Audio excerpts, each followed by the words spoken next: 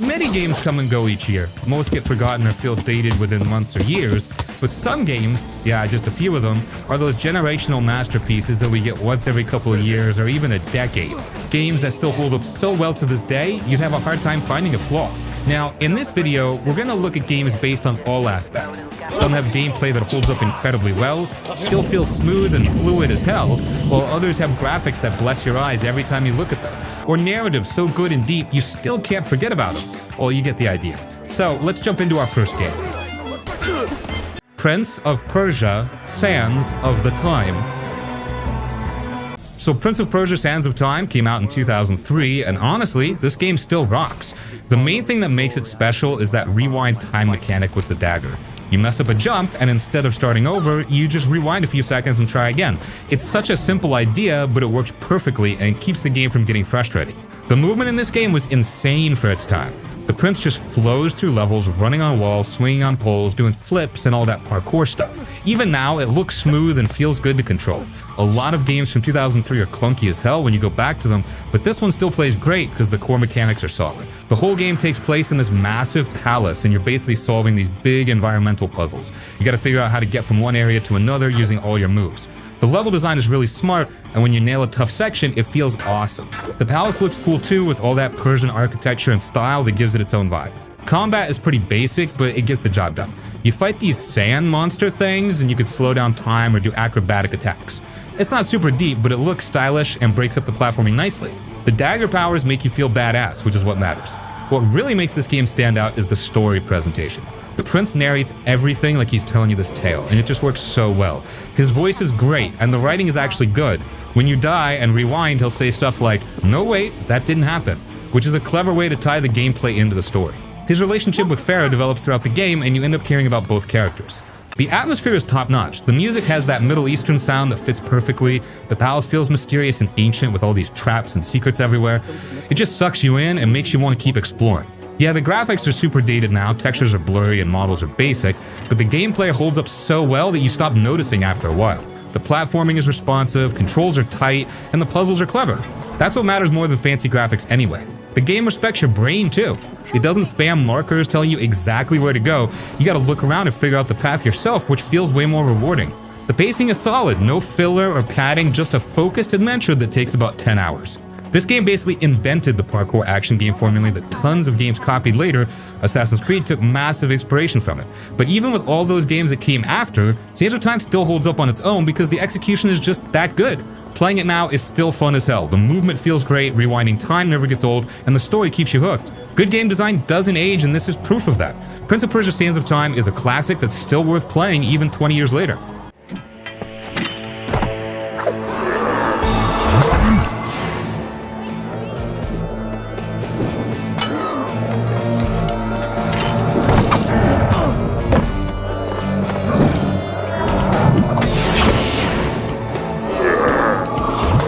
Uncharted 2: Among Thieves.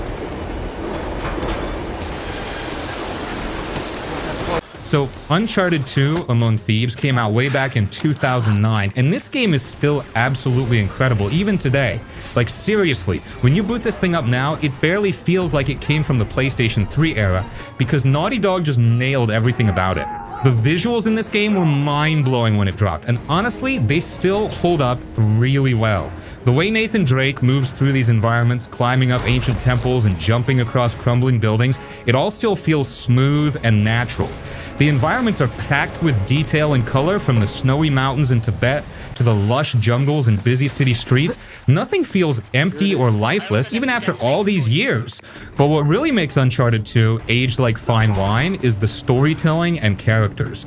Nathan Drake is just such a likable guy. He cracks jokes and gets himself into these crazy situations, but you actually care about what happens to him. The banter between him and the other characters feels real and natural, not like those stiff, awkward conversations you get in older games. The action set pieces in this game are legendary. That opening scene where you wake up in a train hanging off a cliff immediately hooks you in. Then you got moments like escaping from a collapsing building while a helicopter is shooting at you, or that insane convoy chase through the streets where you're jumping between trucks and fighting bad guys. These moments were incredible in 2009, and they're still thrilling to play through today because they're designed so well. The pacing never lets up, and you always feel like you're in this epic action movie. As for the gameplay itself, it's nothing too crazy, but smooth and has a perfect balance between shooting, climbing, and puzzle solving. The gunfights are punchy and satisfying. The platforming is fun without being too challenging. Well, unless you are playing on brutal difficulty, then it becomes even harder than some Souls games, to be honest. But anyway, the point is, many games from that era feel really clunky now when you go back to them, but Uncharted 2 still feels responsive and tight. The controls just work, and you're never fighting against the game itself. The level design deserves a lot of credit too. Every chapter feels different and takes you to a new location with its own vibe. You go from museums to war-torn cities to mountain villages to ancient temples, and it never gets boring. The game keeps throwing you new scenarios, so you're always excited to see what comes next. Even replaying it years later, those locations still feel fresh and exciting to explore. One thing that really stands out when you play it now is how focused the whole experience is. The campaign is like 10 to 12 hours and every single part of it matters. There's no filler, no boring fetch quests, no padding to artificially make the game longer. You just go from one awesome set piece to the next, and the pacing never drags. In a time where every game wants to be 50 hours long with a million icons on the map, Uncharted 2 feels refreshing because it tells its story and ends at the right time. Uncharted 2 basically set the template for action-adventure games that came after it. You can see its influence all over the place in modern games. It proved that you could make a game that felt like playing through a summer blockbuster movie while still having solid gameplay mechanics. Tons of games tried to copy this formula, but very few pulled it off as well as Naughty Dog did here. Also, technically, when the game came out, Naughty Dog squeezed every last drop of power out of the PS3 hardware, and it shows. Uncharted 2 is one of those rare games that just got everything right. The action, the story, the characters, the visuals, the pacing, it all comes together into this perfect package that's just as fun to play now as it was back in 2009. It's the kind of game that reminds you why you love video games in the first place. Whether you played it when it first came out or you're discovering it for the first time today, it delivers an incredible adventure that never gets old. That's why it's aged like fine wine and will probably continue to be amazing for years to come.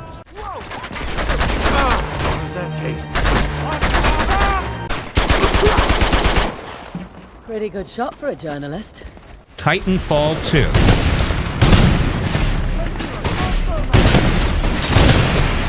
From the very start, Titanfall 2 throws you into a world that's fast, loud, and completely insane.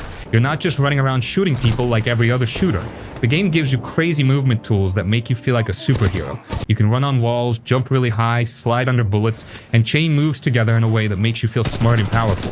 And then there's the Titans, these giant walking robots that are huge, heavy, and so satisfying to control. You're not just in a mech for show. You fight side by side with your Titan, and it actually feels like a partner. You watch it move, follow your orders, and cover you in combat, and that relationship just makes the game feel alive. Also, the story is actually so good here. You play as Jack Cooper, a normal soldier who suddenly has to bond with a Titan named BT. At first it's awkward, but by the end you actually feel like you're a team. The writing isn't super deep or complicated, but it works because the characters feel real in their own way. The missions in the campaign are unforgettable. One moment you're doing insane parkour across huge buildings, the next you're inside a moving train trying to figure out a puzzle while under fire. The level design is clever. Every map has little tricks and secrets that reward you if you explore. You feel creative because the game lets you tackle fights in different ways. Sometimes sneaky, sometimes all-out crazy shooting, sometimes switching between you and your Titan to pull off cool combos. Even the small details make it memorable. The way the guns feel heavy but responsive, the way the Titans stomp and shake the ground, the way explosions look huge but never confusing, the game never feels unfair. You always know what's going on, but it keeps pushing you to be better. Graphics-wise, it still looks good. The levels have bright colors, futuristic cities, forests, and war-torn bases that all feel different. The sounds hit hard too. The clank of Titans, gunfire, explosions, even the hum of the engines make you feel like you're really in the middle of all this chaos. Titanfall 2 doesn't try to be flashy for no reason. It just makes everything you do feel satisfying. You never get bored because it's fast, clever, and full of surprises. Find new tricks, new paths, new moments that you didn't notice the first time. That's why Titanfall 2 aged so well. Because it's not just basic shooter, the game makes you feel fast, smart, and powerful. And every mission, every fight, every jump feels exciting. It's still the kind of game that makes you want to play it all the way through again.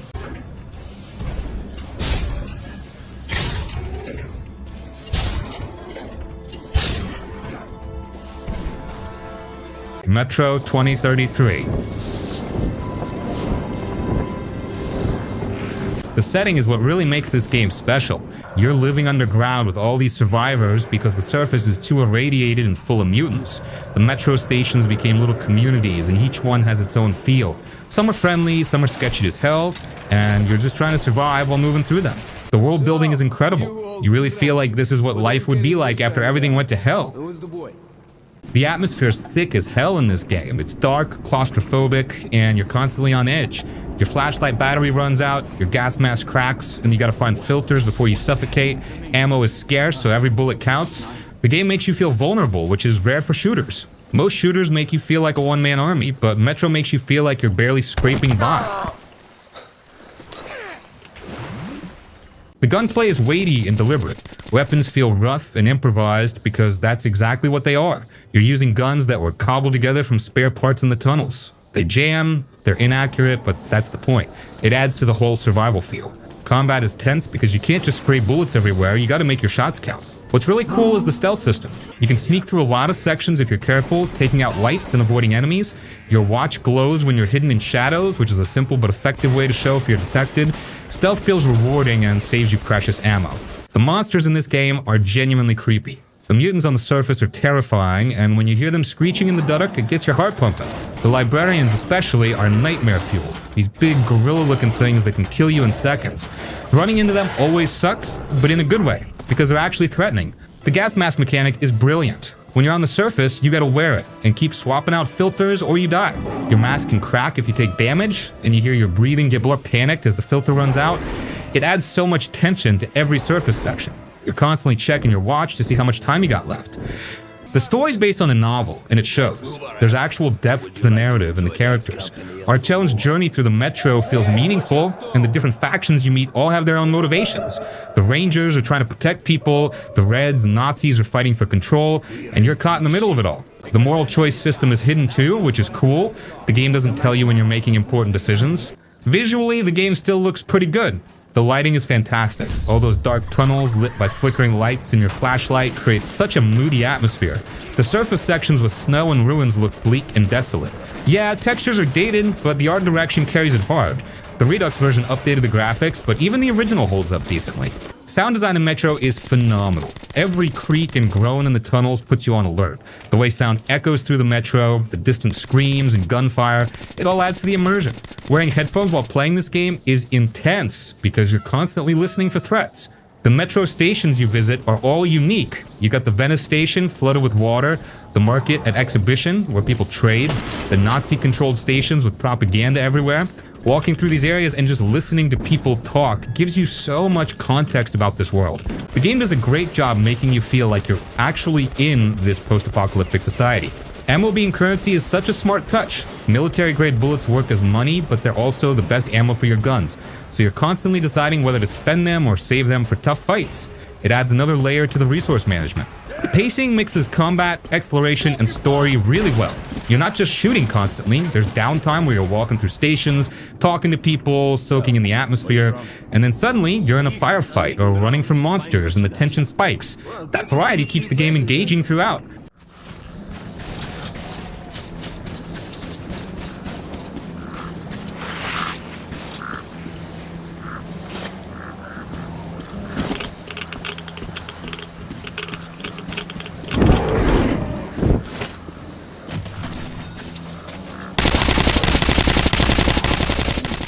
GTA 4. This game is still one of the best in the series, even though a lot of people overlook it now. Rockstar went for something way more serious and grounded compared to the crazy over-the-top stuff in GTA 5, and honestly, it paid off. The story is what really sets this one apart. You play as Niko Bellic, this Eastern European immigrant who comes to Liberty City chasing the American dream, but instead of finding success, he gets pulled into the criminal underworld trying to survive and find the guy who betrayed him back in the war. The writing is genuinely good, and Niko is probably the most well-written protagonist in any GTA game. He's not just some psycho who loves killing, he's actually conflicted about the violence, and you can tell he's tired of this life. His conversations with his cousin, Roman, and other characters feel real and have actual depth to them. Liberty City itself is incredible. It's based on New York, and it actually feels like a real city. The buildings look lived in, and the whole place has this gritty atmosphere. It's not as colorful or sunny as Los Santos, but that's the point. The city feels cold and harsh, which matches the tone of the story perfectly. Even now, the city design holds up because it feels authentic. The physics in this game are still unmatched. The car handling has actual weight to it, vehicles feel different from each other, and crashes are brutal and realistic. Yeah, it takes some getting used to if you're coming from GTA 5 where everything is more arcadey, but once it clicks, the driving feels so satisfying. Cars bounce and roll realistically when they crash, and the damage modeling is still impressive today. The ragdoll physics are hilarious and amazing. Shooting someone or hitting them with a car sends them flying in realistic ways. Getting into car chases and watching enemies tumble across the hood never gets old. The Euphoria physics engine they use just makes everything feel more dynamic and unpredictable. Also, I'd say the combat is solid and more tactical than other GTA games. The cover system works well, and gunfights actually require you to think a bit instead of just running in guns blazing. Headshots matter and enemies react realistically when you shoot them. It's not the most advanced shooter mechanics, but it gets the job done and feels weighty. GTA 4 gets criticized for being too serious or the gameplay being too slow, but that's exactly what makes it age well. It tried something different and actually pulled it off. The story is mature and well told, the city feels real, and the physics are still the best in the series. Playing it now feels refreshing because it's not trying to be a theme park like GTA 5. It's a focused crime drama that happens to be in a video game. The characters are memorable, and Liberty City is still one of the best open-world settings ever made. GTA 4 aged like fine wine because it prioritized storytelling and atmosphere over just being wacky and over the top. It's a different kind of GTA, but it's aged better than people give it credit for. Yes, I can make this filthy woman fall under my dominion. Oh, Ryse, yes! Eat shit! Oh, oh, Laurel! Laurel! Oh, you're a quadriplegic. Witcher 3: The Wild Hunt.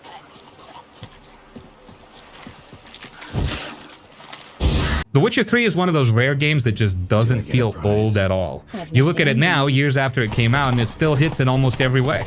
The story's huge, full of crazy twists, and it's the kind of story that actually sticks with you.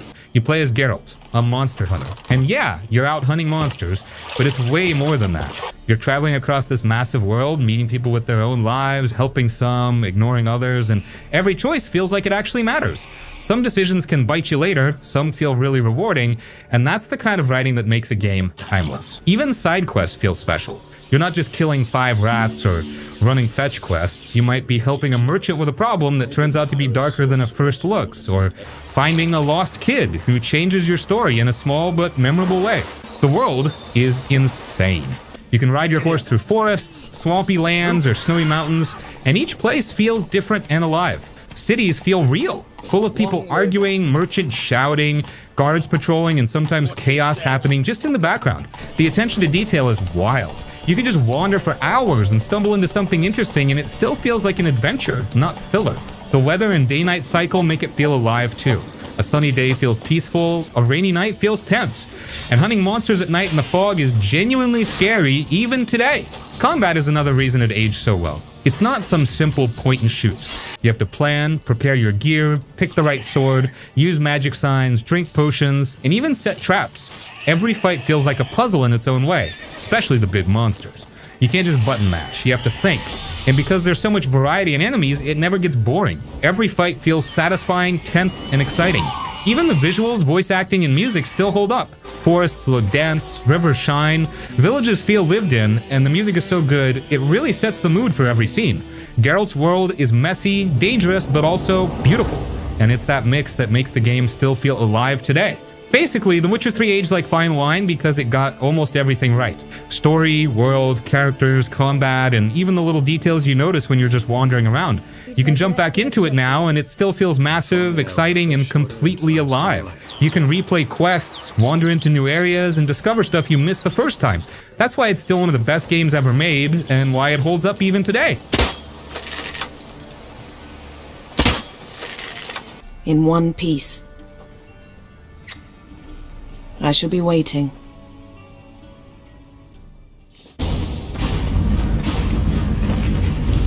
I hate portals. Rise of the Tomb Raider.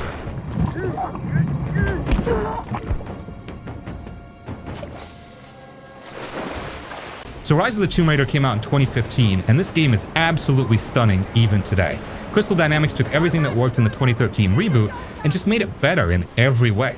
The visuals in this game are still jaw-dropping. You're exploring these snowy mountains in Siberia, and the environments are gorgeous. The way snow looks and behaves is insane. Laura leaves footprints that actually sink in realistically, and snow clings to her clothes and hair. The lighting is beautiful, especially when sun breaks through the trees and frozen forests.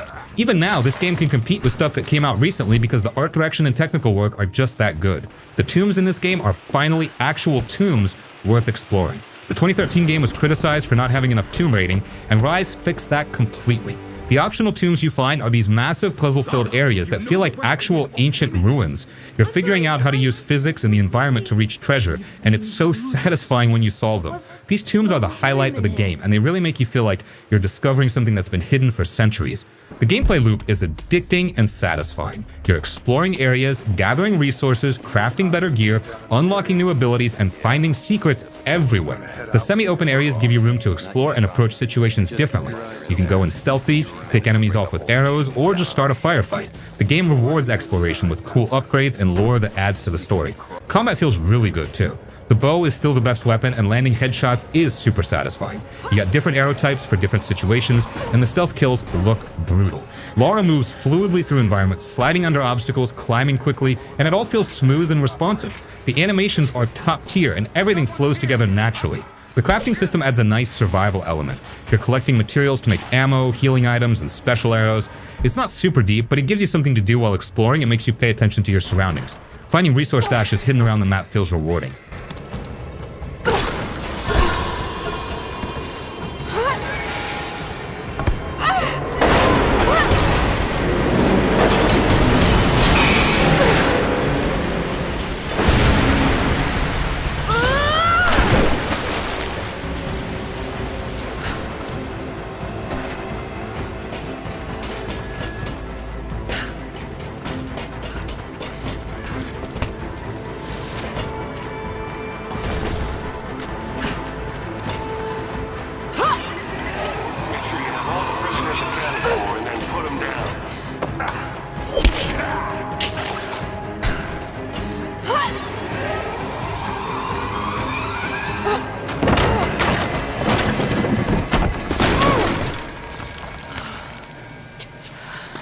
Dishonored.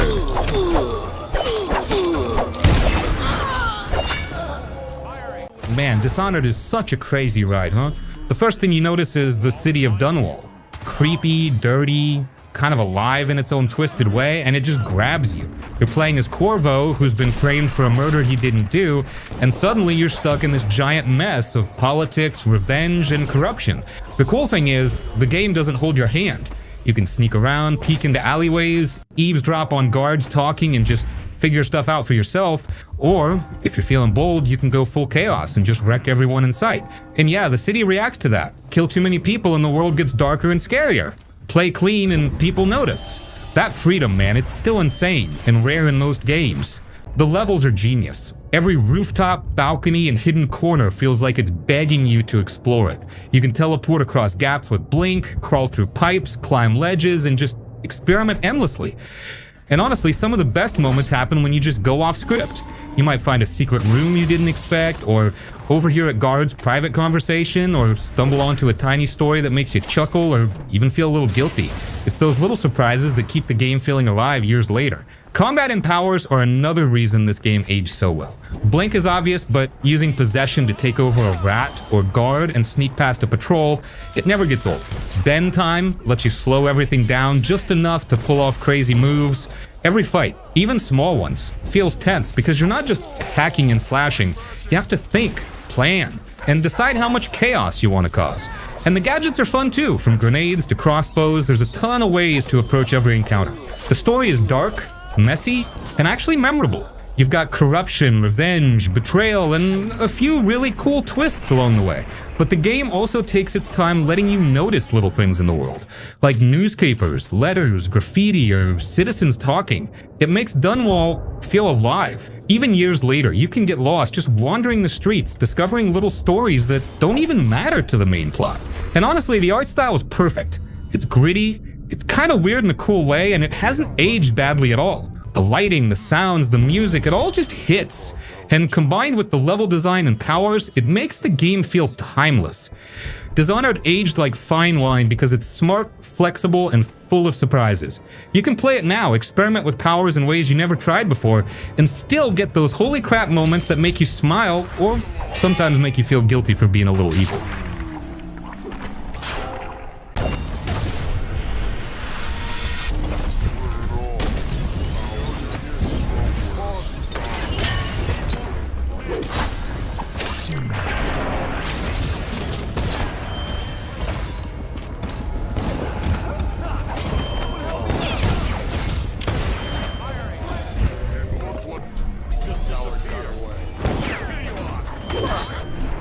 Bioshock. The moment you hit the water and see Rapture, the underwater city, you will be hooked. It's dark, creepy, and beautiful all at the same time. You're basically trapped down there trying to figure out what happened, and the city is falling apart around you. That mix of being scared, curious, and amazed at the same time is something that really hasn't aged. Every corner of Rapture feels alive. Broken elevators, flickering lights, abandoned offices, and rooms full of secrets make you feel like the city has a story of its own, and you're just seeing a piece of it. The story is really what makes Bioshock timeless. You play as Jack, and at first it seems simple. You're just trying to survive. But the way the plot twists and reveals itself is brilliant. The characters you meet are memorable, creepy, and sometimes tragic. The way the game toys with you, makes you question your choices, and even flips the story on you, that still hits hard today. It's smart storytelling that doesn't feel forced, and that's rare in games, especially older ones. Combat is tight and still feels really good. You can mix guns and plasmids, which are basically powers, to take down enemies in creative ways. You can set fire, electrocute, or freeze enemies, and combine that with your weapons for really satisfying fights. Ammo is limited, so you always feel like you're making smart choices, and every encounter has some tension to it. Even now, it doesn't feel clunky. It's smooth, it's fun, and the variety keeps it interesting no matter how many times you play. Then there's the world design, which is just insane. The city feels dangerous, but it also has this twisted elegance. The Art Deco style mixed with decay makes it memorable. Little things like audio diaries, scattered notes, or creepy little details on walls make you stop and think about what life used to be like in Rapture. You can spend hours exploring and still find stuff you missed the first time.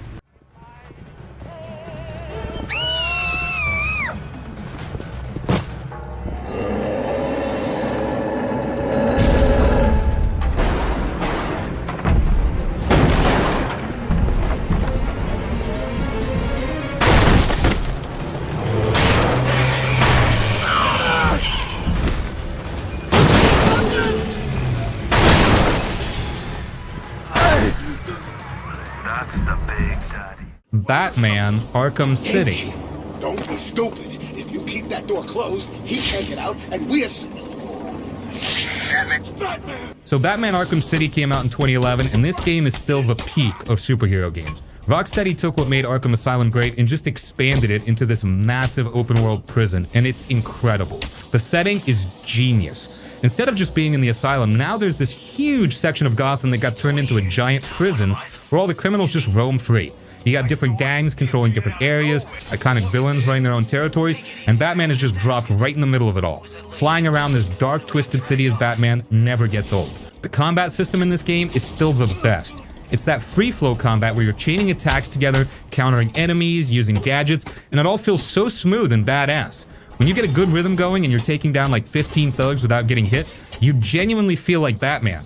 Every punch has weight to it and the animations are so fluid. Tons of games tried to copy this combat system after Arkham City, but most of them don't nail it like Rocksteady did. Gliding around the city is pure freedom. You grapple up to a building, dive off, glide over the streets, grapple boost to go higher, and you're just soaring over Arkham City.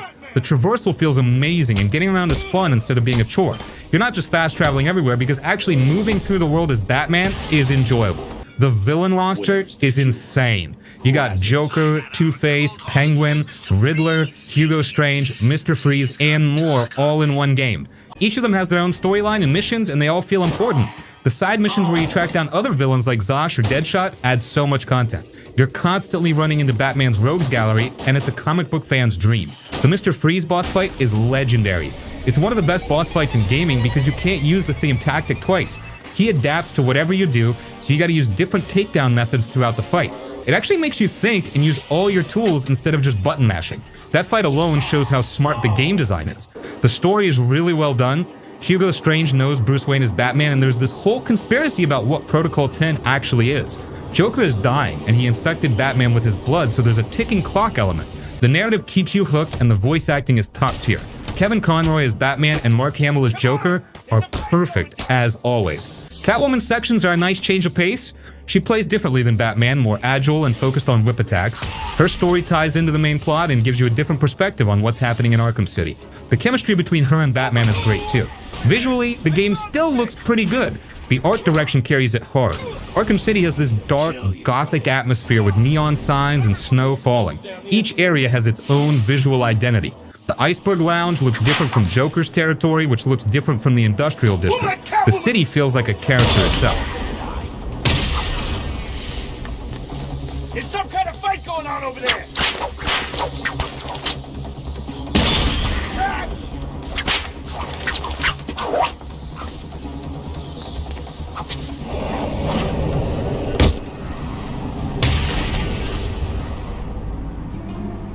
Which way is out? Silent Hill 3.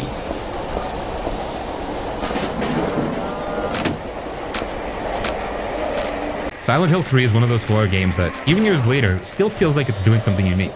It came out back in 2003, and it was the first main numbered entry on PlayStation 2, which already gave it a kind of next-level polish compared to the older games. But more than the graphics, it's the way the game builds its world that makes it stand out. You play as Heather, who's pulled into this twisted version of her past. And the game isn't afraid to get personal. A lot of horror games from back then just focused on jump scares or cheap thrills, but Silent Hill 3 keeps you tense because the world itself feels heavy. Every street, mall, or abandoned building has a story, and often that story ties into Heather's life or the messed up cult stuff that's going on in the city. The story connects directly to the first Silent Hill, which gives it some deep roots. Heather isn't just wandering a spooky town, she's dealing with the consequences of events from the first game, even though she didn't experience them directly. That sense of continuity is something fans really loved, and it's one of the reasons the game still feels rich today. You care about her journey, her fears, and the weird ways the town seems to reflect her inner struggles. And it's not just story for story's sake. The environments, the monsters, the puzzles, they all tie into that narrative. Gameplay-wise, Silent Hill 3 is slower and more methodical than modern horror games. Combat is limited. You've got a few weapons, and ammo isn't endless, so every encounter feels tense. You can't just rush through everything. Sometimes it's better to run or use your head rather than fight. The puzzles are clever, often integrated into the environment, so you actually feel like you're exploring and interacting with the world rather than just pressing buttons. And the monsters themselves aren't just enemies. Their designs are symbolic and psychological. They tie into Heather's fears and the cult's twisted ideas, which makes each encounter feel meaningful instead of random. The atmosphere is probably what makes Silent Hill 3 age so well. Even today, the fog, lighting, and sound design hold up. The game uses darkness and sound in a way that's still unsettling. That weird hum of machinery, distant screams, the shuffle of monster footsteps, it all adds up. The art direction is grim but unique. The city isn't just abandoned, it's decaying in a very specific way. Malls, hospitals, and alleyways are all designed to feel lived in and then broken, which creates tension without needing constant jump scares. Silent Hill 3 also has the sense of style that stands out. The character designs, the monster designs, and even the way the story unfolds shows a lot of care. You can tell the developers weren't just trying to make something scary, they wanted something that made you think and feel. That's why even today, people still replay it, explore the environment slowly, and notice little things each time. The pacing, story, and atmosphere all come together in a way that modern horror often misses.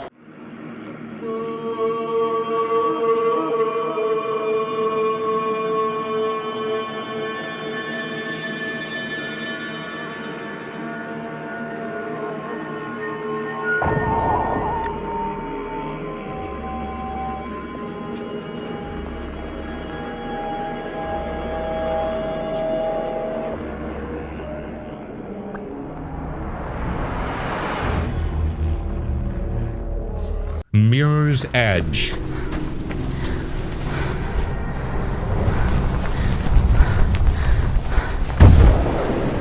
Mirror's Edge is still a pretty interesting game to come back to, even though it's not perfect. Honestly, the story is kind of thin. You're playing Faith, and yeah, she's trying to fight this controlling city, but a lot of the characters don't really stick with you. Some of the plot moments are a little forgettable, and there's not a ton of depth beyond Faith's personal struggle. But the thing that makes the game special is how it makes you feel when you're actually moving. Running across rooftops, sliding under barriers, chaining moves together, it's still satisfying in a way very few first-person games have done. The parkour system is clever, but it can be frustrating too. Sometimes the controls feel a little stiff, and if you mess up a jump or a grab, you'll fall and have to redo it, which can be annoying. And some of the levels can feel a bit empty or too linear, like the designers wanted to guide you too much with the color-coded paths. But when it works, it really works. There's a flow to the movement that makes you feel like you're actually navigating this futuristic city, and the game rewards experimenting with routes and chaining moves together. Combat is, well, it's kind of limited. You mostly punch and kick, but honestly it works with the game's focus on movement. You're supposed to dodge, slide, and flow through enemies, not just mash buttons. It's tense, satisfying when you pull off a tricky move, and it keeps you on your toes. Still, it can feel a bit repetitive after a while. The visuals have aged surprisingly well. The city is bright, minimalistic, and the red highlights make it easy to see where to go, but it also gives the game a unique look that hasn't really aged. And the soundtrack is still really good for building tension while you're running across rooftops. So yeah, Mirror's Edge isn't flawless, the story is weak, combat is limited, and some jumps or level designs can be frustrating, but movement is still a blast. The parkour system feels smart, and the world design makes you feel like you're actually running through a city instead of just moving from point A to point B. That's why it aged as well as it did. It's not perfect, but it's still worth playing today because the core idea of flowing through the world is just that satisfying.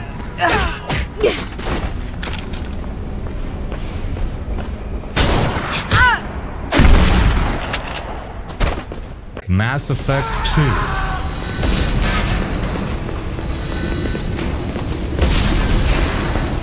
So Mass Effect 2 dropped in 2010, and man, this thing is legendary. You start the game by straight up dying, which is a hell of a way to kick things off. Shipwreck gets spaced and Cerberus brings you back to life 2 years later. Now you gotta work with these shady folks to figure out why entire human colonies are vanishing. The whole point of this game is building a crew for what's basically a suicide run. You're flying around the galaxy recruiting the most badass and skilled people you can find. Every single person you bring onto the Normandy has their own baggage and problems. That's where the game really shines because these aren't just random teammates, they're actual people with depth. Those loyalty missions hit different because they matter for the endgame. When you help someone work through their daemons, they become loyal. If they're not loyal when you hit that final mission, they can actually die for good. Knowing that makes every choice feel heavy. You're not just clicking through dialogue, you're building relationships that determine who makes it out alive. Combat got a massive upgrade from the first game. It plays like a proper third-person shooter now with cover mechanics that work smoothly. Using biotic powers to lift enemies, then blasting them feels great. Each class plays totally different, so replaying as a soldier versus an adept is like a fresh experience. Yeah, it's not as deep as dedicated shooters, but it's fun enough that fights don't feel like a chore. They cut a lot of the annoying RPG bloat from the first game. No more inventory management hell or driving the Mako across empty planets for an hour.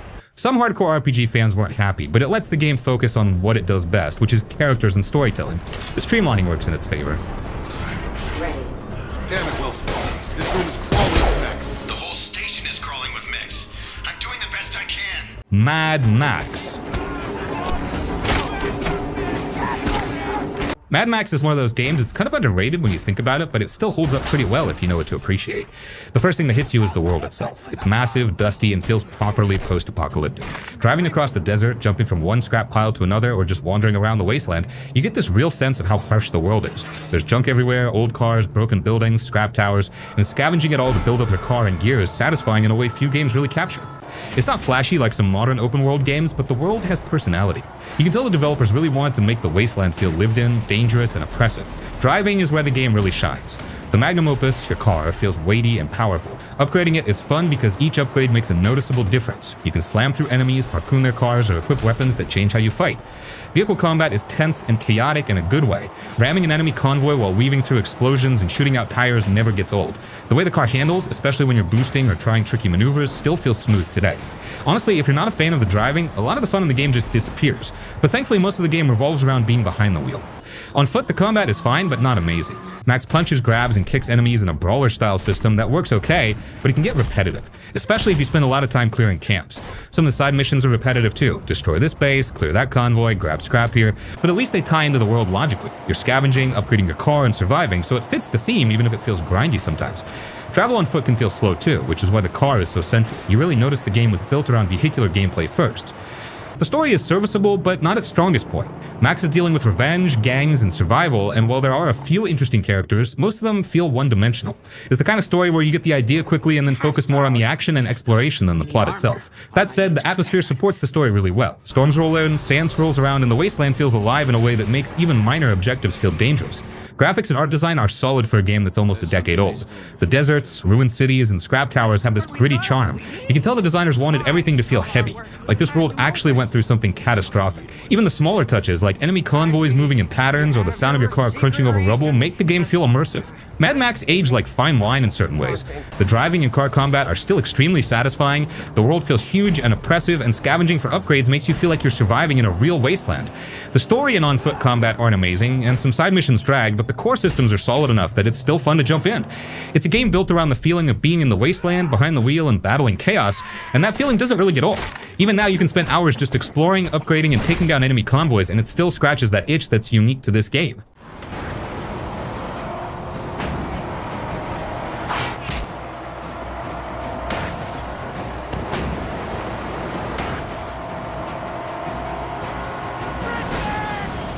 Red Dead Redemption 1. Marvelous shot, dear boy! The kind of deadly accuracy that can only be afforded by the West Dickens elixir. Come, I have plenty for all! Red Dead Redemption still feels like stepping into a living, breathing Wild West, and honestly, that's the part that hasn't aged a bit. The world is huge, but it never feels empty. Riding through the plains, deserts, or snowy mountains, you notice little details everywhere. The way animals behave, guards patrolling towns, travelers moving along roads, or even a random stranger calling out for help. You can spend hours just exploring without even touching a main mission and still run into something interesting. Some of those random encounters feel small, like helping someone with a wagon stuck in the mud, but they actually make the world feel alive. Others can turn into full-on, chaotic moments, like running into a bandit gang when you least expect it, and it all just works together. The gameplay is smooth, even today. Riding horses feels natural, and the variety of horses means you can pick one that suits your style, whether you want speed, stamina, or control. Gunplay is satisfying. Shooting, reloading, and aiming in third person has a weight to it, and the Deadeye system still makes combat tense and fun. You can slow down time and target specific body parts, which makes duels and larger fights feel strategic instead of chaotic button mashing. That system alone adds a layer of depth that keeps combat interesting even if you've played the game multiple times. The world design is smart. Towns feel like actual communities with people talking, working, or arguing in the streets. Stores have specific roles, and wandering around makes you notice little touches like random music from a piano in a saloon or a blacksmith hammering away in a workshop. The variety in terrain also keeps exploration exciting. You go from deserts to mountains to swamps, and each area has its own feel, enemies, and wildlife. The attention to detail is ridiculous when you notice it all, and it's one of the reasons the game still holds up.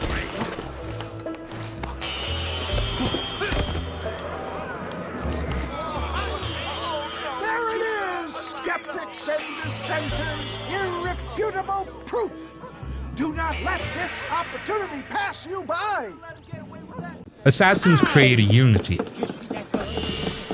Assassin's Creed Unity is one of those games that honestly gets a bad rap, but if you look past the launch problems, a lot of it still works really well today. The parkour and movement are smoother than almost any AC game before it, and Paris is just massive. Walking and running through the streets, jumping across rooftops and seeing Notre Dame in all its glory is still impressive. The city feels alive, with crowds of NPCs, markets, soldiers patrolling, and little side events happening all around you. Even years later, just wandering through different districts and looking at the architecture can make you feel like you're actually in 18th century Paris. The missions are a mixed bag, but some of the variety is still fun. You've got assassinations, stealth sections, tailing targets, and some of the co-op missions are surprisingly clever. Combat is tighter than in previous AC games, but it can still feel clunky sometimes. Timing counters and parries is important, and the AI occasionally does dumb stuff, like guards noticing you way too late, or suddenly spotting you through a wall. The customization in Unity is really nice. You can change weapons, armor, and outfits, and it actually feels meaningful because it changes stats and playstyle. Upgrading gear is rewarding, and the way gear interacts with movement and combat gives you more options in approaching missions. Side missions, crafting, and collectibles are there if you like to explore, though some of the side stuff can feel a bit repetitive, like clearing all the newspaper deliveries or murdering the same type of guards over and over again. Unity also has flaws that can't be ignored. The launch was infamous for bugs and glitches, some of which still pop up if you play certain versions today. There are moments where NPCs behave strangely or animations clip in weird ways. Parkour, while smoother than past games, can occasionally misjudge jumps or ledges, which can be frustrating if you're going for precision. The story isn't the strongest in the series either. It has good moments, especially with Arno and the personal revenge plot, but it's not as compelling as other entries like AC2 or Black Flag. Even with all that, Unity aged better than most people give it credit for. Paris itself is a masterpiece of level design. The verticality, the streets, the crowds, it makes traversal fun in a way few games can replicate. The sense of freedom, being able to climb almost anything and move across rooftops, is still satisfying today. And when the combat and stealth flow together, the game hits that sweet spot where you feel clever for planning your approach, sneaking around, and taking down multiple targets efficiently. Assassin's Creed Unity aged like fine wine in parts because it leaned into what the series does best: open world exploration, vertical parkour, and emergent gameplay while giving you a massive living city that still feels alive. It's rough around the edges, and the story and AI aren't perfect, but there's a lot to enjoy if you take the time to wander, climb, and explore Paris. For all the criticism it gets, the core experience of running across the city, planning assassinations, and just feeling like you're a part of the world still works today.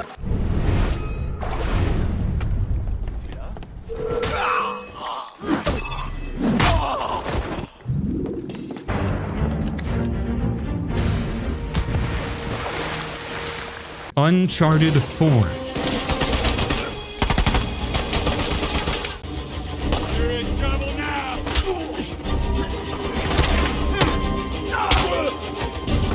So Uncharted 4 came out in 2016, and this is basically Naughty Dog showing everyone how it's done. This was Nathan Drake's send-off, and they went all out to make sure his final adventure was perfect. Right away, you can tell this game looks incredible. The graphics are absolutely insane. The environments are massive in detail, from Madagascar markets to lush jungles to this pirate colony called Libertalia. Water looks realistic, the lighting is phenomenal, and the character models are so detailed you can see every wrinkle and expression. Even years later, this thing is a visual showcase. The story hits way harder than previous Uncharted games. Nathan's older now, he's trying to live a normal life with Elena, but he's clearly bored. Then his brother Sam shows up, who was supposedly dead, and suddenly Drake is pulled back into the treasure hunting life. The whole game explores themes about obsession and letting go of the past. It's more mature and thoughtful than just being a fun action romp. The gameplay is the most polished it's ever been in the series. Drake moves fluidly, the shooting feels tight, and they added a grappling hook that changes everything. Swinging across gaps and using it in combat to zip around makes traversal way more dynamic. The rope adds verticality to fights and lets you approach encounters differently. Speaking of combat, you can actually go full stealth in this one. The arenas are bigger with tall grass and multiple paths. You can sneak through entire sections without firing a shot if you're careful. Or you can go loud and get into these intense shootouts. Having that flexibility makes replaying encounters fun because you can try different approaches. The set pieces are jaw-dropping, but they feel more grounded than previous games. There's still crazy moments like the car chase through Madagascar or the collapsing clock tower, but nothing feels too over the top. Everything has weight and consequence. When a building crumbles, you really feel the danger. Level design is way more open than before. You get these huge areas to explore with optional paths and hidden treasures everywhere. Madagascar especially gives you this big space where you're just driving around with Sam looking for clues. It's slower paced, but it lets you soak in the atmosphere and have conversations that build the characters. The pacing overall is different from other Uncharted games. There's more downtime between action sequences where you're just talking or exploring. Some people found it slow, but it makes the big moments hit harder. You're not on this constant adrenaline rush. There's time to breathe and reflect. Those quiet moments are some of the best parts. There's a whole chapter where young Nathan and Sam are just exploring their childhood home. It's pure character development with no action, and it's fantastic. Or the scene where Nate and Elena are playing Crash Bandicoot on the couch. These human moments make you care about what happens to these people. Libertalia as a location is fascinating. This whole pirate utopia that fell apart due to greed and betrayal. Exploring the ruins and piecing together what happened through environmental storytelling is engaging. The architecture is beautiful in a decayed way, and it ties into the game's themes about obsession destroying everything. Technically, the game is a monster. Loading screens are hidden brilliantly, the frame rate stays smooth even during intense moments, and everything just works.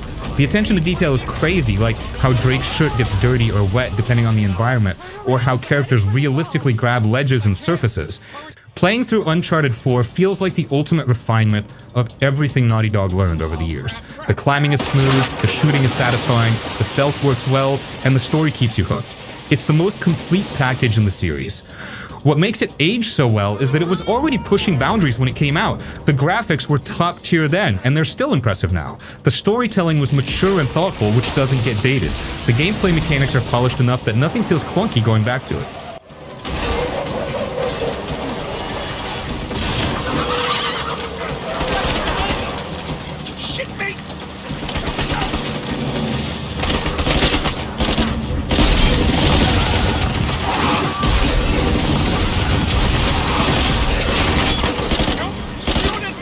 God of War 3. Okay, so God of War 3, even so many years later, still has that epic feel, mostly because it throws you into massive set pieces and insane battles from the moment you start. The combat is tight, brutal, and satisfying. Kratos feels powerful in a way few characters do. Every swing of the Blades of Exile, every grab, and every combo lands with a weight that makes the fights feel visceral. Boss fights are still incredible today. They're huge, over the top, and creative, and figuring out how to beat some of them is actually fun instead of just mashing buttons. The mix of puzzles, platforming, and combat keeps things from feeling repetitive too much, even if the core combat loop is pretty consistent throughout the game. The world design is a big reason it holds up. Ancient Greece feels massive and mythological in a way that's visually impressive even today. From Olympus to the underworld, the locations are huge, detailed, and full of environmental hazards that actually make traversal interesting. Some of the platforming sections are tricky, and honestly, some can be annoying if you mess up a jump, but they also add tension and break up the combat nicely. The scale of the environments, combined with the epic cutscenes and camera angles, still makes the game feel cinematic and grand. Even now, going back and playing through the battles, climbing massive statues, or smashing through hordes of enemies feels satisfying in a way that few older games manage. God of War 3 holds up because it doesn't rely on trends or modern mechanics. It's pure spectacle, tight gameplay, and epic storytelling rolled into one. It's a little rough in spots, with some repetitive combat and filler, but the experience as a whole is still exciting, grand, and memorable. That's why, years later, it's easy to see why people still remember this one fondly.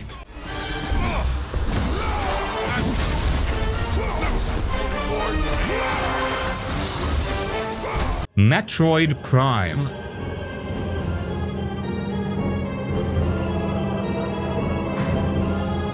Alright, so Metroid Prime, this game came out all the way back in 2002 on the GameCube, and dude, this thing was a massive gamble that paid off in the best way possible. So you gotta understand, Metroid was always the 2D side-scroller, right? That was the whole identity of the series. Then Retro Studios, this relatively unknown team at the time, they're like, yeah, we're gonna make it first person. And everyone freaked out, because like, how do you take Metroid and not completely ruin it by changing the perspective? Turns out they absolutely nailed it. This isn't a first-person shooter though, that's the thing people don't get. Yeah, you're in first person and you're shooting stuff, but it's really more about exploration and atmosphere. The way you move through these alien environments on planet Thieves, scanning everything, slowly unlocking new abilities that let you access previously blocked off areas, that's pure Metroid DNA. They just translated it into 3D perfectly.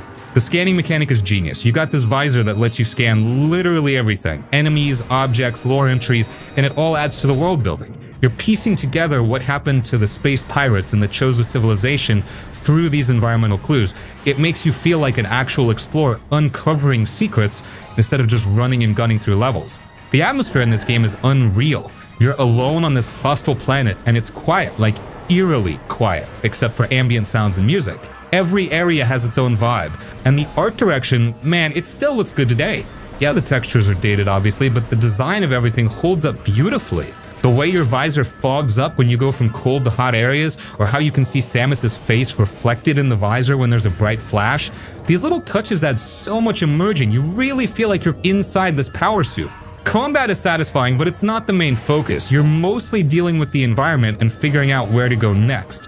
When you do fight enemies or bosses though, it feels weighty. The lock-on system works great, different beam weapons have different uses, and bosses require you to actually think and use your arsenal creatively. What makes Metroid Prime so special is how it trusts you to figure things out. The game doesn't hold your hand constantly, you get minimal direction, and you're expected to explore and pay attention to your surroundings. When you're stuck, you gotta actually think about where you haven't been or what abilities you recently got. That sense of discovery when you find a new path or secret is so rewarding. The backtracking doesn't feel tedious either, which is wild for a Metroidvania game. Getting new abilities like the Boost Ball or Spider Ball opens up so many shortcuts in new areas that going back through old zones feels fresh. You're constantly finding stuff you missed the first time through. The space pirates as enemies are cool because they're actually intelligent. You can scan their logs and see them discussing Samus and how terrified they are of her. It's subtle storytelling that makes you feel like this legendary bounty hunter without the game explicitly telling you how badass you are. The Morph Ball sections are fun as hell. Rolling around as a ball, dropping bombs, navigating these tight passages. It's such a unique mechanic that only Metroid really does. Some of the Morph Ball puzzles are tricky, but in a good way where you feel smart for solving them. Sequence breaking is a thing in this game too if you're skilled enough. You can skip certain upgrades or access areas way earlier than intended using advanced techniques.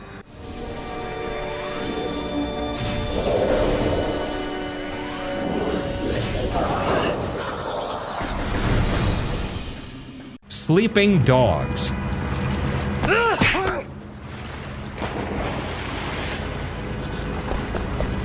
Sleeping Dogs is one of my most favorite games of all time, mostly because it does a lot of things differently than other games. First off, the city is amazing. Hong Kong feels alive in a way that's hard to explain. You've got busy streets, narrow alleyways, glowing neon signs, markets with vendors, and random people walking around doing their own thing. Sometimes you just stop for a second and notice how detailed everything is. The way traffic moves, how people react if you bump into them, or even small fights breaking out in the streets. It's not perfect, but it feels lived in, and that makes exploring really satisfying. The movement and combat are where the game shines. Fighting isn't about guns the whole time. You mostly punch, kick, counter, and throw people around, and chaining moves together feels really rewarding. You can do a quick dodge and follow it up with a grab or a kick, and when you pull off a big combo, it feels satisfying. There's a rhythm to the fights, and even though it can get a little repetitive if you do a lot of the same encounters, it's still more engaging than just shooting at enemies all the time. The parkour and rooftop sections also had a lot. You can jump across roofs, climb walls, swing off ledges, and chase someone or escape the cops in ways that feel fluid and fun. Driving is a mixed bag. The cars are okay, but sometimes they feel a little floaty, and it can get frustrating when you're trying to weave through traffic during a chase. The story keeps things interesting, even if it's not super deep. You're Wayshat, an undercover cop trying to bring down the triads from the inside. Some characters are over the top, and a few cutscenes get dramatic in a silly way, but the main arc works because you feel tension being undercover. You're caught between doing what's right and keeping your cover, and that moral tension actually makes the missions more engaging. You care a little more about fights and choices because it isn't just random chaos. It feels like you're living in this world and reacting to it. There are flaws, of course. Some side missions can get repetitive, like clearing small gang hideouts or delivering items.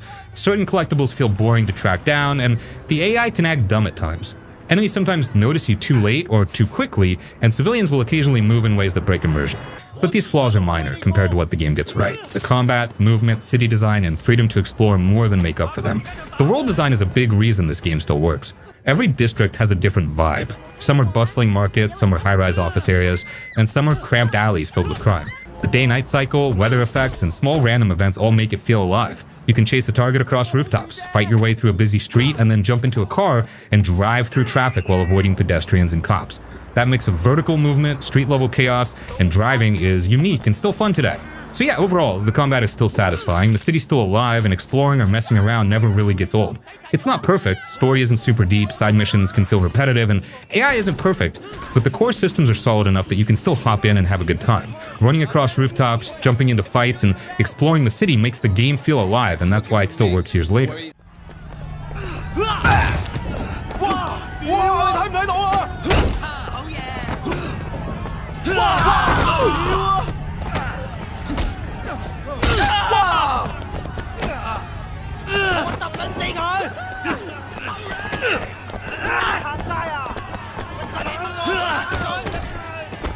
Max Payne 3.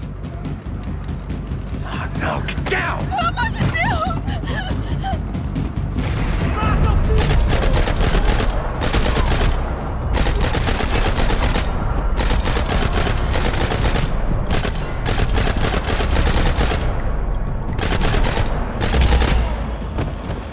So Max is older now, completely wrecked by booze and painkillers, and he's basically a shell of who he used to be. The noir atmosphere from the first two games is mostly gone. Now you're in sunny Sao Paulo, Brazil, which is this crazy contrast. But it works because Max is this dark, broken dude stumbling through this bright, colorful world, and it just emphasizes how out of place he is. Max is working private security for this wealthy family, and of course everything goes sideways immediately. People get kidnapped, Max screws up, more people die, and he's just drowning in guilt the whole time. The narrative jumps around between different time periods, which keeps you guessing about what actually happened. It's noir storytelling, but updated for a more modern, cynical vibe. The gunplay though? Oh man, the gunplay is phenomenal. Rockstar took the bullet time mechanic and polished it to perfection. Diving through the air in slow motion while precisely picking off enemies never gets old. Level design is really strong too. You're fighting through nightclubs, favelas, office buildings, airports, even a freaking stadium. Each environment is detailed and destructible, cover gets shredded by gunfire, and there's multiple paths through most encounters. The game keeps throwing you new scenarios at you so it doesn't get repetitive. Also, what's interesting is how divisive this game was with fans. Some people loved the new direction, others hated that it moved away from the noir aesthetic of the originals. I get both sides, but I think what Rockstar did works. They kept the core gameplay intact while updating everything else for a modern audience. Max as a character here is fascinating because he's not cool or aspirational, he's pathetic and self-destructive. He keeps making terrible decisions, drinking himself stupid, and getting people killed. But you stick with him because underneath all that mess, there's still a guy trying to do the right thing even when he knows it's pointless.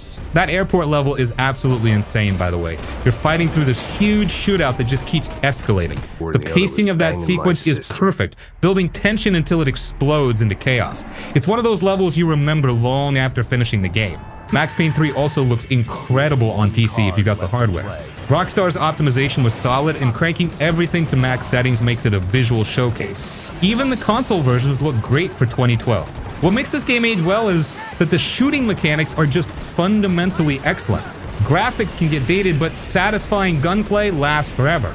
Diving through the air in bullet time while dual-wielding guns will always be fun. That doesn't change. Max Payne 3 proved that Rockstar could take someone else's series and make it their own while respecting what came before. It's a different beast from the original games, but it's still excellent in its own right. That's why it's aged so well, because at its core, it's just a really well-made shooter with style and substance.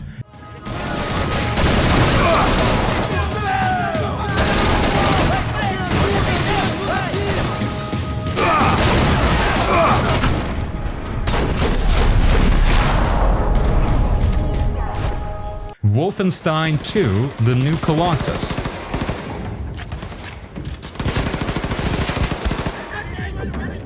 Alright, so Wolfenstein: The New Colossus came out in 2017, and this game is just wild from start to finish. Machine Games took everything they built with the New Order and cranked it up to 11 in the most insane ways possible. So the setup is you're BJ Blazkowicz and you're literally dying. Like, the game starts with you in a wheelchair on a stolen Nazi submarine, barely holding it together after getting messed up at the end of the first game. You're coughing up blood, can barely stand, and then Nazis attack the sub, so you gotta defend it while being half dead. It's such a brutal opening that immediately sets the tone. The whole premise is that the Nazis won World War II and now they occupy America. You're seeing the Ku Klux Klan working with Nazi soldiers, propaganda everywhere, and this alternate history version of 1960s America under fascist rule. It's dark and uncomfortable, but that's kind of the point. The game doesn't shy away from showing how messed up this world is. Gameplay-wise, it's classic Wolfenstein. You're mowing down Nazis with ridiculous weapons, and it feels amazing. The guns are meaty and powerful, whether you're dual-wielding shotguns or using the laser weapons. Combat is fast and aggressive. The game rewards you for pushing forward instead of hiding behind cover. The hatchet is still your melee weapon, and getting up close to execute Nazis never stops being satisfying. You can throw it too, which is great for stealth kills. Speaking of stealth, you can approach a lot of encounters quietly if you want, taking out commanders before they call reinforcements, or, just go loud and cause mayhem. Both playstyles work. The level variety is pretty crazy. You're fighting on that submarine, then you're in irradiated New York, then you're in Roswell, New Mexico at a Nazi-occupied town, then Venus, which is just absurd. The game keeps throwing you new environments at you, and they're all visually interesting and fun to fight through. The boss fights are kinda weak, honestly. There's not many of them, and the ones that exist aren't super memorable. The game is more about the moment-to-moment combat and exploration than big set-piece battles. Visually, the game looks great. id Tech's 6 engine doing work. The art direction is fantastic with all this retro-futuristic Nazi technology mixed with 1960s Americana. The color palette is vibrant, which contrasts nicely with the dark themes. Performance on consoles was a bit rough at launch with some frame rate dips. The PC version ran better if you had decent specs. Nothing game-breaking, but noticeable during intense firefights. Upgrading your abilities and weapons add some light RPG elements. You can spec into stealth, armor, or health-focused builds. It's not super deep, but it gives you some customization options. The game is pretty short. You can blow through it in like 10 to 12 hours. Some people felt that was too brief for a full-price game, but honestly, there's no filler. Every mission has purpose, and the pacing stays tight throughout.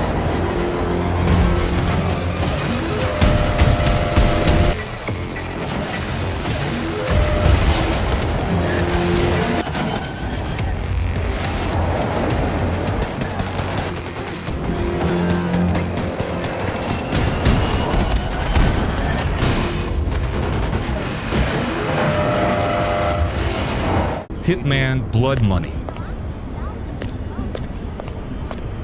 Hitman Blood Money is one of those games that somehow keeps getting better with time. You play as Agent 47, a professional hitman, and right from the start, you know you're stepping into a world that's all about thinking ahead, being patient, and being clever. What really makes this game special is how much freedom it gives you. Every mission is like a giant playground for your own creativity. You can sneak around quietly, blend in with crowds, or dress up in different disguises to get close to your targets without anyone noticing. There's a real sense of satisfaction when you pull off a plan perfectly, especially if you do it in a way no one expects. The missions are all over the world, and each one has its own vibe. One moment you're in a huge mansion full of rich people at a fancy party, and the next you're in a grimy warehouse or a small town full of unsuspecting civilians. The level design is amazing because it feels alive. People walk around doing their own thing, security guards patrol in realistic patterns, and there's always a hidden route or secret spot you can use to get the drop on someone. Even now, the way the game builds tension in each level feels top-notch. You're constantly thinking, planning, watching, and waiting, and when you finally get it right, it feels amazing. The graphics, while dated by today's standards, don't really take away from the experience. The environments are detailed enough to feel real, and the animations make the world feel like it's moving on its own. There's also something about the dark, moody music that makes sneaking around feel intense without being over the top. It gives every mission this feeling like something could go wrong at any moment, which keeps you on your toes the whole time. The story is simple but effective. Agent 47 is on a mission to rise through the ranks of the underworld, taking on bigger and riskier jobs while dealing with rival assassins and people who want to take him down. The story doesn't hit you over the head, but it gives you a reason to care and keeps you moving through the game. What's really cool is how your actions can change how much money you earn and how successful your missions are, which makes every decision feel important.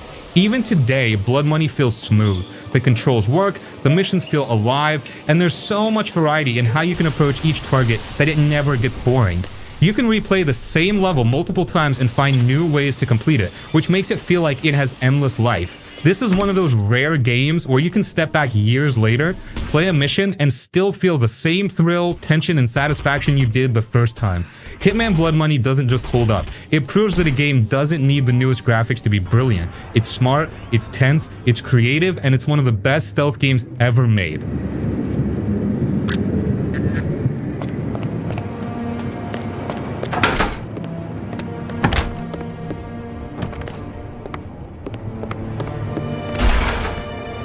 Splinter Cell Chaos Theory.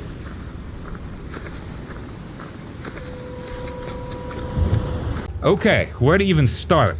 This game isn't just like fine wine, it's like some legendary bottle of wine found in a king's tomb that somehow still tastes perfect. When you boot this game up today, it's honestly hard to believe it came out back in 2005. The way it moves, the way it feels, it's just smoother than so many stealth games that came out last year. You are Sam Fisher, the ultimate shadow, and the game makes you feel like him. He's not just some silent tough guy, he's this older, kind of grumpy dude who is just the best at what he does. But the main reason this game is a masterpiece is the light and dark. It's not just an idea, it's the whole game. You have a little light meter on your suit, and if it's all the way down, you are invisible. A guard can literally walk up, bump into you, say excuse me, and keep walking because he just thinks he bumped a wall. It's the most powerful feeling. You aren't just hiding from the dark, you are the dark. And you control it. This is the best part. You see a bright light shining in a hallway. You can take out your pistol and pop, just shoot the light bulb. The whole hallway goes dark, and now it's your hallway. You have a gadget on your rifle called the OCP. You can aim it at a security camera, a computer screen, or a big overhead light, and click. It shuts it off for a few seconds. You control the environment. You are the predator, and the guards are just walking around in your world. The sound is just as important. The game measures how much noise you make. If you run, you're loud. If you walk, you're quiet. But it goes deeper. Walking on carpet is almost silent. Walking on a metal grate is super loud. You have to think about every single step. It makes you slow down and be patient. When you finally sneak past 3 guards by walking slowly on the carpet while they're all looking the other way, you feel like a genius. And the move Sam has? He's like an old ninja. He can do a split jump in a narrow hallway, bracing himself against both walls above a guard's head. He can hang from a pipe on the ceiling, wait for a guard to walk under him, and drop down to grab him. The game just gives you the tools and the level and says, okay, figure it out. It even had this co-op mode. It was a whole different story with its own levels built just for 2 players. You and a friend had to work together. You'd have to boost your buddy up to a high ledge or stand back to back to take out 2 guards at once. It's something games still can't get right, and this game nailed it decades ago. It just all comes together. The dark and light, the sound, the gadgets like sticky cameras you can use to spy on people, the amazing music by Tobin that's all tense and spooky. Chaos Theory is the peak of stealth. It respects you, it trusts you to be smart, and that is why it will always, always be amazing to play. Forget it. I don't want to find anything anyway. Get behind the cover! Ryse, Son of Rome.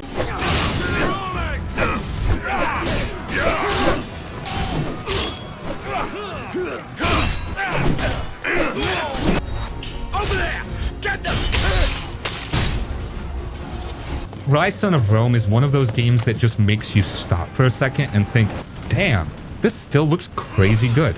Like seriously, it came out more than 10 years ago and it still looks better than half the new stuff dropping today. The detail in the armor, the way sunlight hits the shields, the facial animations, the blood, the smoke, everything just feels alive. It's wild how good it still looks. You play as Marius Titus, this loyal Roman soldier whose whole world basically falls apart. His family gets murdered and that kicks off his whole story of revenge, duty, and war. It's not some huge open world game, it's a straight story-driven ride, and that's honestly what makes it work so well. Every mission feels like a scene from a movie. You're leading Roman legions, marching through burning villages, standing on beaches as arrows fly past. It all looks and sounds massive. The thing that really hits about Ryse is the atmosphere. You can almost feel ancient Rome when you play. The crowded streets, the chaos of war, the shouting soldiers, everything is detailed and immersive. The way the game mixes gameplay and cutscenes is so smooth too. There's no weird pause or loading screen between scenes. 1 second you're fighting, and the next you're watching a perfectly shot cinematic. And it just blends together so naturally. It's like watching a movie, but you're in control. The combat, yeah, it's pretty simple, but it feels powerful. Every sword swing, every shield bash, every finisher has weight. You don't just mash buttons, you time your moves, watch for enemies, and hit those brutal executions that make you wince a little. The camera zooms in, the slow motion kicks, and it just feels so satisfying. The game nails that cinematic combat feeling where you're not just fighting, you're performing. Marius himself is a great main character. He's serious, loyal, and broken at the same time. You can really feel the pain and anger behind everything he does. And the voice acting sells it. Every line, every scream, every quiet moment has emotion in it. The story's not overly long or complicated, but it's done well. It gives you enough reason to care, and by the end, it really hits hard. Ryse also nails the vibe of Roman warfare better than any game ever has. Those shield wall moments where you command your men to raise their shields while arrows rain down feel so good. It's like you're actually leading a squad, not just playing solo. The whole game has that heavy, grounded, cinematic tone. No goofy moments, no filler, just straight up drama and war. What's crazy is that a lot of people didn't get it when it came out. They said it was too short or too simple, but when you play it now, it actually feels perfect. It's focused, it knows what it's doing, and it never drags. You can finish it in a few sessions, but it stays with you after. The story, the visuals, the atmosphere, it all sticks. Even today, when you boot it up on PC or a new console, it still feels modern. The graphics still blow you away, the combat still feels punchy, and the presentation is just unreal.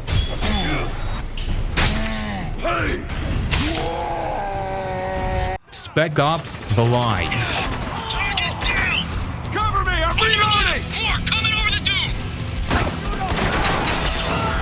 Alright, so Spec Ops: The Line. This came out in 2012, and dude, this game messed people up. Like, legitimately messed with their heads in ways most shooters don't even attempt. On the surface, it looks like just another generic military shooter, right? You got your 3-man squad, you're a special ops captain named Walker, and you're heading into Dubai after these massive sandstorms buried the city. Seems straightforward. Go in, find survivors, figure out what happened to this rogue battalion that stayed behind. Standard military stuff. Except it's not that at all. This game is basically Apocalypse Now meets Heart of Darkness, but in a video game, and it uses the medium to absolutely destroy you mentally. I'm gonna try not to spoil too much, but it's hard to talk about why this game matters without getting into some of it. The gameplay itself is honestly pretty mediocre. It's a cover-based third-person shooter, and the mechanics are fine, but nothing special.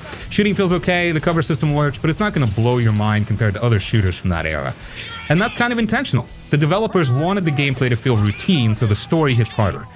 Dubai as a setting is incredible though. You're fighting through this buried city with skyscrapers half submerged in sand, luxury hotels destroyed and covered in dunes, and there's this apocalyptic beauty to it all. The art direction carries this game hard. Everything has this desaturated look that gets progressively worse as the story goes darker.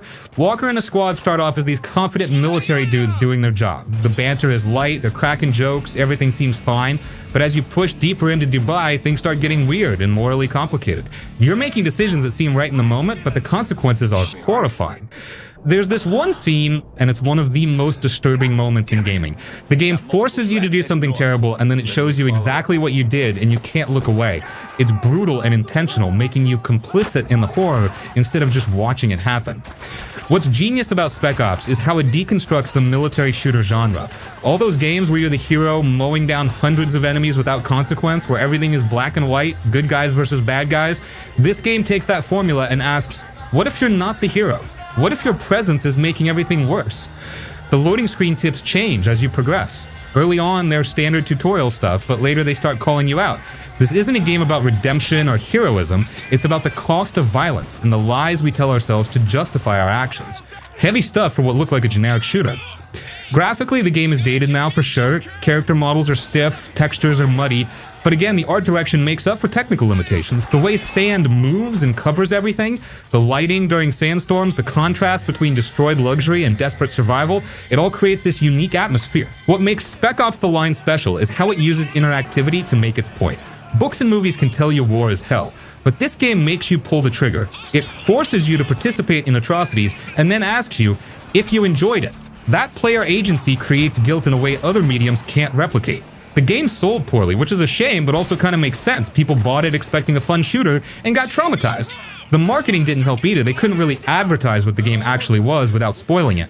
So it flew under the radar for a lot of people. The mediocre shooting doesn't matter as much because you're so invested in what's happening narratively. You keep pushing forward not because it's fun, but because you need to know how deep this rabbit hole goes.